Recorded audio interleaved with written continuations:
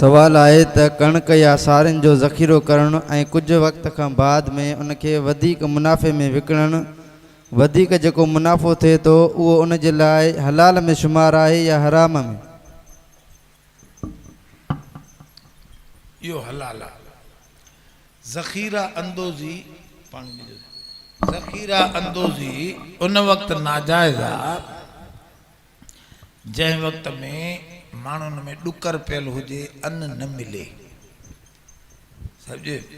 बाक़ी अन्न जाम पियो आहे बाज़ार में विकिरे जे लाइ, तूं रखियो त ॾिसां मतां वधे, पोइ जेकॾहिं उन में तोखे मुनाफ़ो मिली वियो त इहो हराम न आहे। ज़ख़ीरा अंदोज़ी उन वक्त में हराम आहे जंहिं वक्त में अन्न बाज़ार में कोन हुजे, नथो मिले, त पोइ तोखे ज़ख़ीरो न आहे रखिणो, बाज़ार में आणणो आहे। बाक़ी हूअं हरू भरू ज़ख़ीरा अंदोज़ी मना न आहे।